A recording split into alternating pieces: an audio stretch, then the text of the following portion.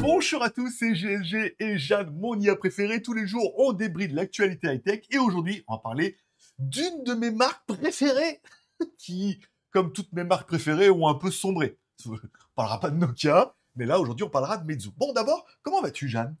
Je vais très bien, Greg. Merci. Toujours prête à plonger dans les actualités high-tech.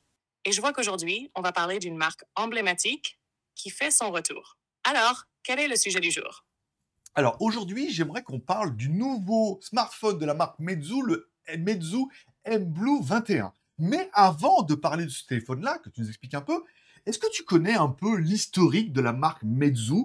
Moi, j'étais là au tout début, quand je suis arrivé en Chine, la marque venait d'arriver, elle venait de lancer leur premier téléphone. Et pourquoi, en fait, leur téléphone, ils ont lancé les téléphones qu'ils appelaient à la base Meizu, était quand même nommé le Apple chinois, quand ils ont sorti leur premier Meizu Mi, je crois. Non, Meizu, je ne me rappelle plus le nom.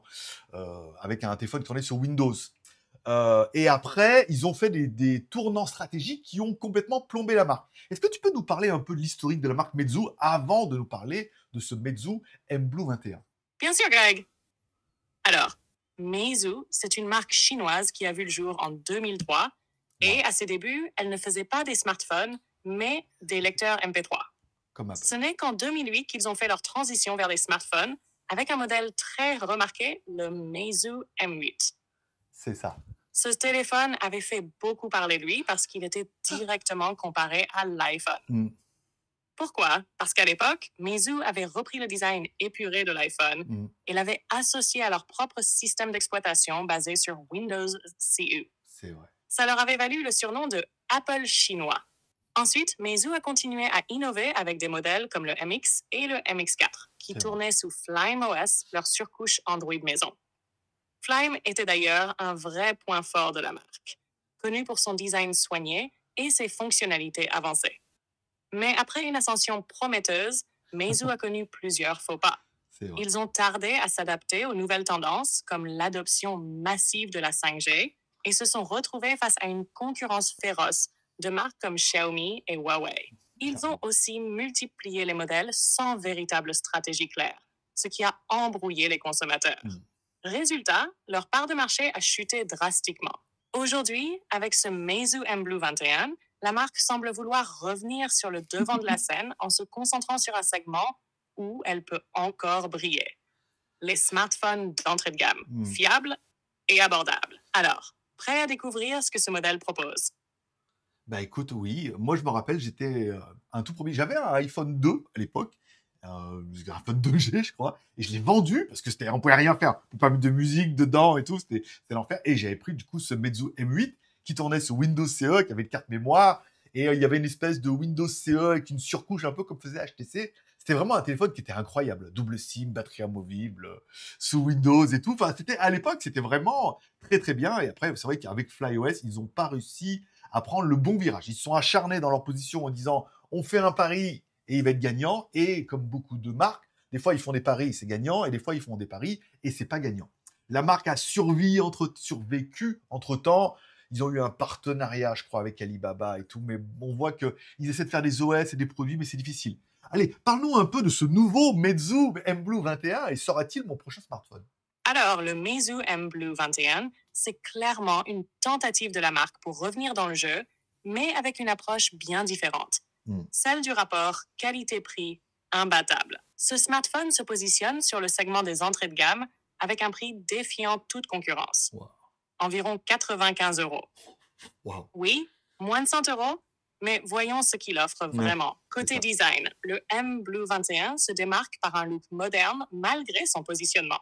On retrouve un écran IPS LCD de 6,69 pouces avec une résolution HD+, et un taux de rafraîchissement de 90 Hz. Alors oui, ce n'est pas de l'OLED ni de la 2K, mais pour ce prix, c'est plutôt correct. Surtout qu'il se pose un poinçon pour la caméra selfie de 8 mégapixels, un choix assez rare dans cette gamme, où les encoches gouttes d'eau dominent encore. C'est vrai.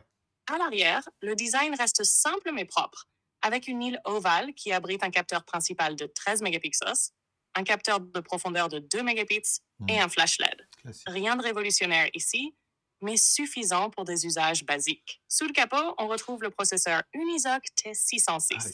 Alors, on ne va pas se mentir, Ce n'est pas une bête de course, mais Ouais. il fera le job pour de la navigation, Voilà. des réseaux sociaux et même quelques petits jeux légers. Deux configurations sont proposées.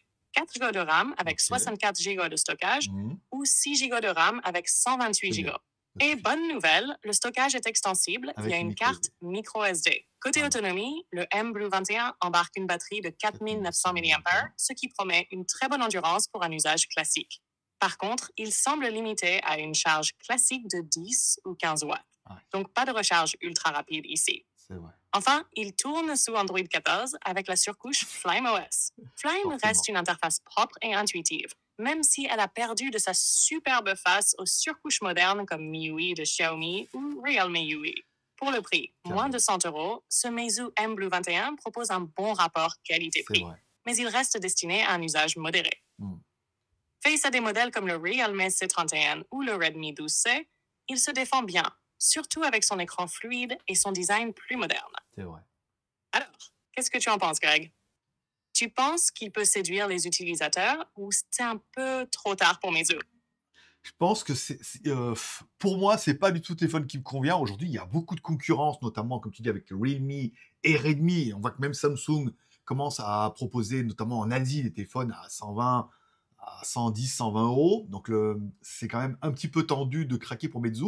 Mais c'est surtout un moyen pour la marque de revenir. On sait que les marques ont besoin de nous proposer des téléphones, soit le meilleur rapport prix entre 200 et 300 euros et en donner plus que les autres, mais ça c'est compliqué parce que ça coûte de l'argent, soit un téléphone vraiment pas cher et qui est vraiment bien où tout le monde se dit waouh, pour 100 balles, c'est le meilleur, c'est lui qui fait les meilleures photos, c'est lui qui est le meilleur de tout. Donc là, les gens vont peut-être revenir vers Meizu si le téléphone est bien en disant on va leur laisser leur chance parce que ça vaut que 100 balles. Et si pour 100 balles, on peut avoir un très bon téléphone, on peut retenter et donc du coup reconquérir le cœur un petit peu des fans en disant ouais, Meizu, ils sont de retour, pour l'instant ils commencent avec du pas cher, il est vraiment bien, c'est une bonne affaire, et ensuite proposer des modèles un peu mieux.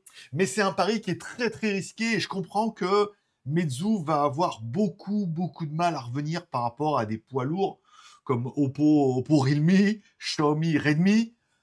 C'est compliqué. Le marché est très très très compliqué et ils ont peut-être leur chance sur certains marchés, peut-être la Chine. Et après, on sait que pas mal de marchés en développement aussi sont très friands de ce genre de téléphone-là. Je pense que tu peux conclure.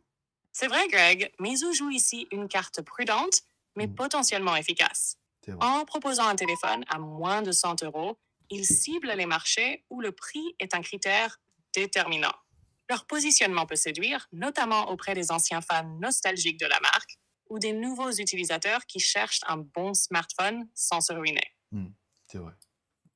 Cependant, comme tu le dis, la concurrence est féroce. Xiaomi, Redmi et Realme dominent ce segment avec des produits déjà bien établis et des réseaux de distribution efficaces. Meizu devra vraiment miser sur une qualité perçue supérieure, que ce soit au niveau de la finition, de l'écran ou même des performances pour sortir du lot. Je te rejoins, c'est un pari risqué, Mm. mais ce type de téléphone pourrait relancer la marque, C'est vrai. surtout dans les marchés où la notoriété de Meizu reste forte. Mm. Tu veux que je conclue? C'est bon, tu peux conclure. D'accord. Pour conclure, le Meizu M Blue 21 se positionne comme une option ultra abordable, parfaite pour ceux qui cherchent un smartphone fonctionnel sans exploser leur budget. Avec ses fonctionnalités intéressantes pour moins de 100 €, il pourrait séduire dans les marchés émergents ou chez les fans nostalgiques de Meizu. Mais face à des mastodontes comme Xiaomi et Realme, Non. la marque devra prouver qu'elle peut encore surprendre. C'est Si vrai. vous êtes curieux ou intéressé par ce modèle, dites-nous dans les commentaires si vous pensez que Meizu peut vraiment revenir dans la course avec ce genre de produit. N'oubliez pas de vous abonner, de laisser un pouce en l'air ou en bas, ici tous les pouces sont permis, et surtout, partagez vos avis. On adore vous lire. Greg, je te laisse le mot de la fin. Ben écoute, je suis content de voir Meizu, je suis content de voir que Meizu a pas lâché l'affaire dans les téléphones-là. Pour ce téléphone-là, je suis pas la cible. Je suis plutôt au Nubia dont on a parlé hier. Et puis, pour conclure, le mot de la fin, je dirais, bah, mais... Meizu.